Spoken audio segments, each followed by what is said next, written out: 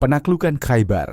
Pemandangan medan perang yang jelas di luar benteng gurun yang menjulang tinggi, dengan tentara muslim menyerbu gerbang di bawah langit yang cerah dan bersih. Debu dan puing memenuhi udara. Dengan pertempuran yang sengit, Rasulullah dan pasukannya berhasil memasuki gerbang Khaybar dan memenangkan pertempuran. Setelah seluruh benteng pertahanan Yahudi dikuasai, pasukan Yahudi lalu menyerah. Seluruh benteng diserahkan ke kaum muslimin. Rasulullah memerintahkan pasukannya untuk tetap melindungi kaum Yahudi dan tidak melukainya. Pemandangan benteng Khaybar yang hancur, dengan puing-puing berserakan di seluruh lanskap. Tentara muslim dengan pakaian tempur membantu penduduk Yahudi. Sebagian membawa perbekalan dan sebagian lainnya membersihkan puing-puing.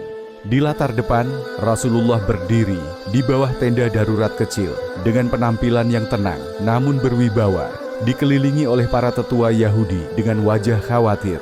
Matahari gurun terbenam di latar belakang, memancarkan rona keemasan di atas pemandangan. Setelah kemenangan itu, banyak penduduk Yahudi yang menyerah dan meminta perdamaian dengan kaum muslimin. Mereka menawarkan perjanjian untuk tetap tinggal di tanah dan rumah mereka dengan bersedia membagi separuh hasil pertaniannya kepada kaum muslimin setiap tahunnya. Di dalam tenda besar dan sederhana yang tidak begitu panas, Rasulullah duduk di atas bantal rendah di bagian tengah. Posturnya tenang dan berwibawa. Di depannya, para pemimpin Yahudi berlutut dengan rendah hati. Wajah mereka menunjukkan campuran antara lega dan khawatir. Gulungan kertas dan alat tulis diletakkan di depan mereka. Latar belakangnya memperlihatkan sedikit gurun melalui penutup tenda yang terbuka, dengan pohon palem yang bergoyang lembut. Para pemimpin Yahudi menawarkan perdamaian sebagai ganti agar mereka tetap tinggal di tanah mereka dengan membayar pajak. Di dalam tenda terjadi dialog. Pemimpin Yahudi berkata, "Wahai Muhammad, izinkan kami tinggal di sini dan menggarap tanah ini, dan kami bersedia memberikan separuh hasil pertanian setiap tahunnya." Lalu Rasulullah menjawab, "Baiklah, perlakukan perjanjian ini dengan tulus dan kalian akan hidup dengan aman." Rasulullah menerima perjanjian tersebut dan memperlakukan mereka dengan adil. Namun, tidak semua orang Yahudi menerima kemenangan ini dengan lapang dada. Salah seorang perempuan Yahudi yang bernama Zainab binti Al-Harith, istri Salam bin Miskam, salah seorang pemimpin Yahudi Bani Nadir di Khaybar, yang tewas dalam pertempuran melawan pasukan Rasulullah.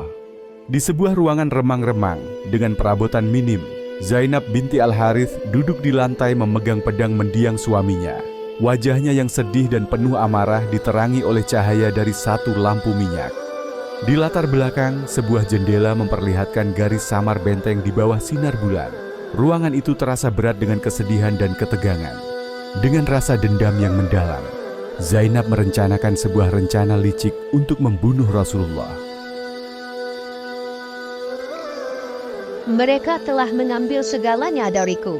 Jika orang ini benar-benar seorang nabi, biarlah Tuhannya sendiri melindunginya dari murkaku. Ketika kaum muslimin masih berunding dengan kaum Yahudi di Khaybar, Zainab telah menjalankan rencananya dengan mulai mencari tahu makanan kesukaan Rasulullah dengan bertanya kepada salah seorang sahabat Rasulullah. Setelah mengetahui bahwa makanan kesukaan Rasulullah adalah bagian dada depan dan pundak kambing, lalu Zainab melaksanakan rencananya. Di dapur yang sibuk dipenuhi dengan peralatan memasak tradisional, di sekitar terlihat pot dari tanah liat, perkakas kayu, dan perapian. Dindingnya terbuat dari batu, dan tanaman herbal tergantung di balok langit-langit. Zainab yang penuh amarah dan dendam kepada Rasulullah atas kematian suaminya yang tewas di medan pertempuran melawan pasukan Rasulullah, dengan hati-hati menaburkan bubuk racun ke dalam daging kambing panggang yang diletakkan di atas piring saji besar. Seorang pelayan muda berdiri ragu-ragu di sudut, matanya yang khawatir memperhatikan Zainab. Zainab mengenakan jubah sederhana namun bersih, berjalan menuju kemah Rasulullah, sambil membawa nampan berisi daging kambing panggang beracun. Perkemahan gurun kaum muslim di kala senja, dengan sinar matahari keemasan menyinari hamparan pasir. Di latar belakang, para sahabat dengan pakaian adat berbincang dan beristirahat di dekat api unggun kecil, tidak menyadari bahaya yang mendekat.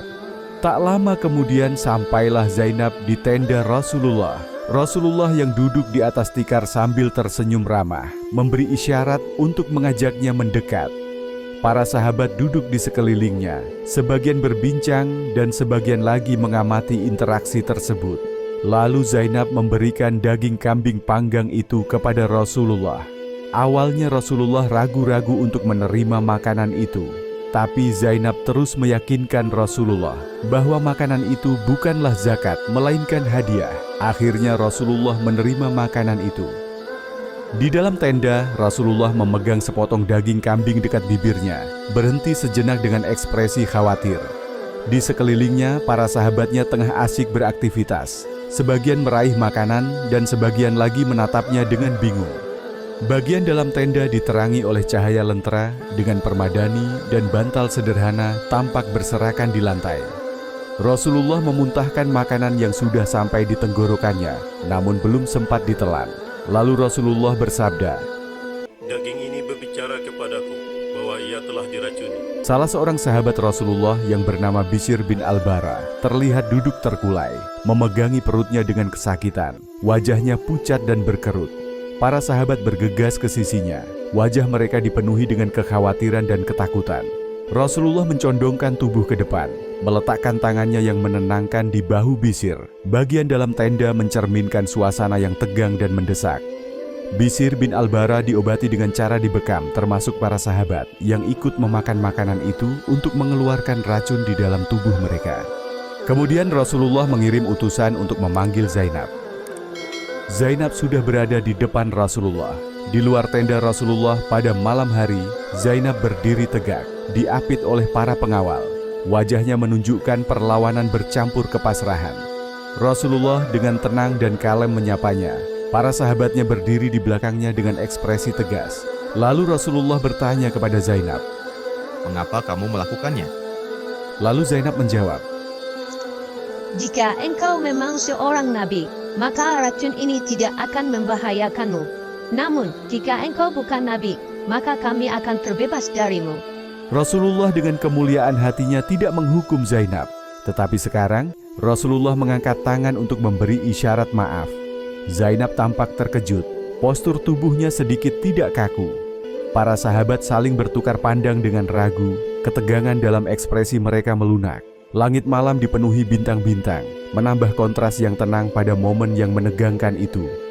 Zainab yang menyaksikan langsung kemuliaan hati Rasulullah dan selamatnya Rasulullah dari daging kambing panggang beracun itu, meyakini bahwa Rasulullah adalah utusan Allah. Akhirnya Zainab masuk Islam dan mengucapkan 2 kalimat syahadat.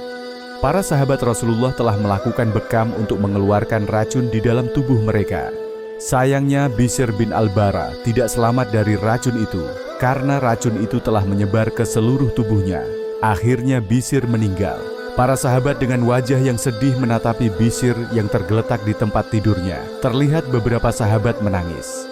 Setelah meninggalnya Bishr, tampak para sahabat berdiri di luar tenda Rasulullah dan menemui Rasulullah dan mendesak Rasulullah untuk menghukum Zainab karena telah menyebabkan kematian seseorang. Karena desakan itu dan ditambah dengan tuntutan dari keluarga Bishr agar Zainab dihukum qisas. Lalu Rasulullah memerintahkan para sahabat untuk melakukan hukuman qisas kepada Zainab. Qisas artinya perlakuan yang sama. Akhirnya Zainab dihukum mati. Ekspresi Zainab berubah pasrah saat keadilan ditegakkan. Setelah bertahun-tahun kemudian, tampak Rasulullah merenung dengan ekspresi beliau menggambarkan efek racun yang masih tersisa. Kebijaksanaan Rasulullah saat mengajarkan pentingnya memaafkan. Pemandangan kuburan yang tenang dengan para sahabat berdiri di samping makam Bishr. Batu nisannya sederhana, dikelilingi oleh pasir keemasan gurun. Para sahabat menundukkan kepala mereka dalam doa. Meskipun Rasulullah selamat dari efek langsung dari racun sewaktu peristiwa Khaybar, racun itu meninggalkan bekas dalam tubuh beliau. Bertahun-tahun kemudian, menjelang wafatnya beliau bersabda, Aku masih merasakan sakit akibat makanan yang aku makan di Khaybar. Racun itu telah memutus urat nadiku. Dalam hal ini menunjukkan bahwa racun tersebut menjadi salah satu sebab wafatnya beliau. Mengenang momen-momen penting dari kehidupan Rasulullah, wajahnya yang tenang di medan perang, tangannya yang terangkat sebagai tanda belas kasihan, postur tubuhnya yang tenang saat berdoa, dan senyumnya saat berinteraksi dengan para sahabat. Setiap adegan dihubungkan oleh cahaya yang bersinar, melambangkan warisannya yang abadi. Madinah saat matahari terbenam dengan Masjid Nabawi di tengahnya. Kubah hijaunya bersinar. Kota itu bermandikan cahaya keemasan dan langit berubah dari jingga menjadi ungu tua, melambangkan harapan dan warisan abadi Nabi Muhammad SAW.